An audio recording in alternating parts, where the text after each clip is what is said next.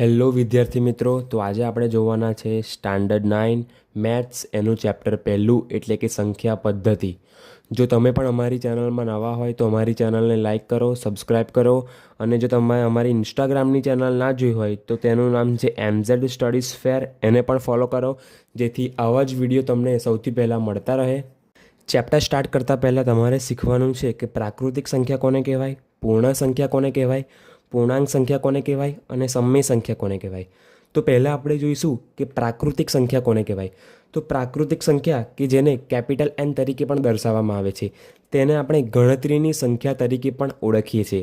તો આ પ્રાકૃતિક સંખ્યામાં આપણે 1, 2, 3, 4, 5, 6, 7, 8 એ રીતે આપણે અનંત સુધીમાં સંખ્યાઓનો સમાવેશ પ્રાકૃતિક સંખ્યામાં કરીશું.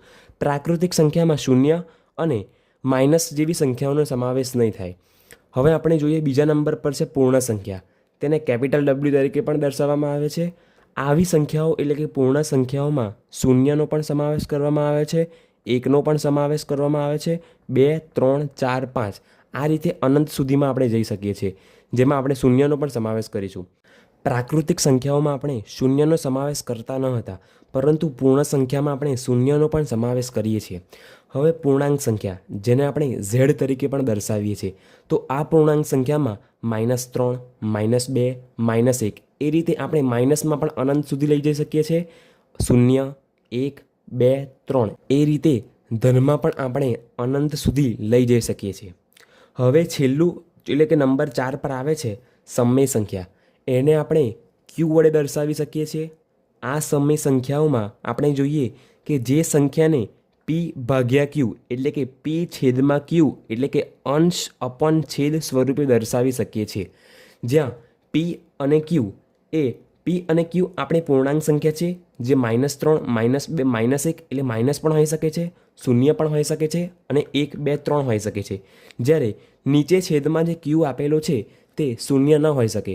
તો આપણે જોયું કે પ્રાકૃતિક સંખ્યામાં કઈ સંખ્યા સમાવેશિત છે, પૂર્ણ સંખ્યામાં કઈ સંખ્યા સમાવેશિત છે, પૂર્ણાંક સંખ્યામાં કઈ સંખ્યા સમાવેશિત છે અને સમય સંખ્યામાં કઈ સંખ્યા સમાવેશિત છે. હવે એના જ રિલેટેડ આપણે ઉદાહરણ 1 સોલ્વ કરવાના ટ્રાય કરીશું.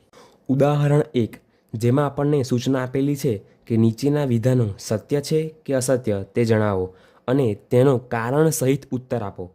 હવે એમાં પ્રશ્ન નંબર 1 છે કે દરેક પૂર્ણ સંખ્યા એ પ્રાકૃતિક સંખ્યા છે. તો આપણે હમણાં જ જોયું કે પૂર્ણ સંખ્યા એમાં પ્રાકૃતિક સંખ્યાનો સમાવેશ થતો નથી. પૂર્ણ સંખ્યામાં 0 વધારાની ઉમેરાય છે.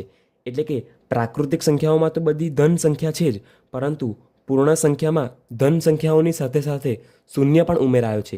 એટલે આપણો જવાબ આવશે કે આપેલું વિધાન અસત્ય છે, કારણ કે શૂન્ય એ પૂર્ણ સંખ્યા છે પરંતુ પ્રાકૃતિક સંખ્યા નથી.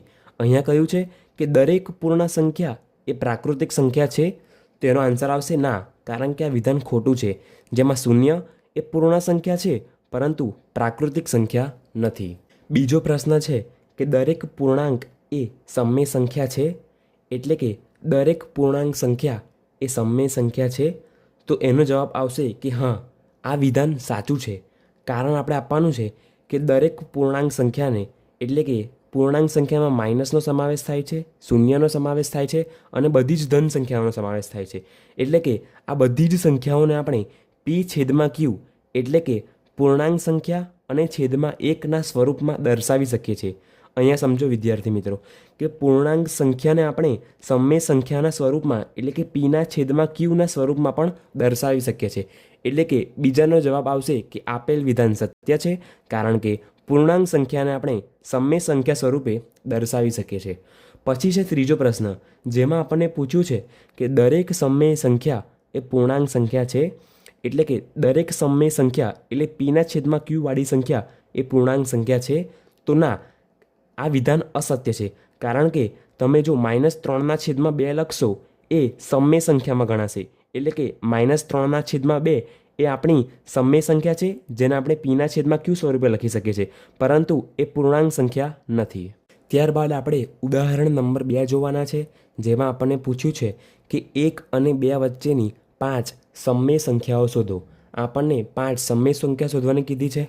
આ દાખલામાં આપણી પાસે ટ્રીક છે કે આપણને જેટલી સંખ્યા શોધવાની કીધી હોય તેમાં એક ઉમેરી દેવું અને ઉપર અને નીચે તે સંખ્યાને ગુણી દેવું. તો અહીંયા જુઓ તમને શીખવાડું. અહીંયા આપણને પૂછેલું છે કે 5 સમમેય સંખ્યાઓ શોધો. તો આપણને 5 સમમેય સંખ્યાઓ શોધવાની કીધી છે એટલે આપણે 5માં 1 ઉમેરી દઈશું એટલે આપણને મળશે 6. હવે આપણે 1/1 સ્વરૂપે લખી શકીએ એટલે p/q સ્વરૂપે લખી શકાય અને 2/1 સ્વરૂપે પણ લખી શકીએ છીએ. હવે આપણે 1/1 અને 2/1 સ્વરૂપે લખ્યા બાદ આપણને સંખ્યા મળી આપણને 6. 5 સમમેય સંખ્યાઓ શોધવાની કીધી હતી પરંતુ આપણે 5માં 1 ઉમેર્યું એટલે આપણને 6 મળી. એટલે ઉપર નીચે એ સંખ્યા વડે ગુણી દેવાની અને જમણી બાજુ પણ ઉપર નીચે તે સંખ્યા વડે ગુણી દેવાની.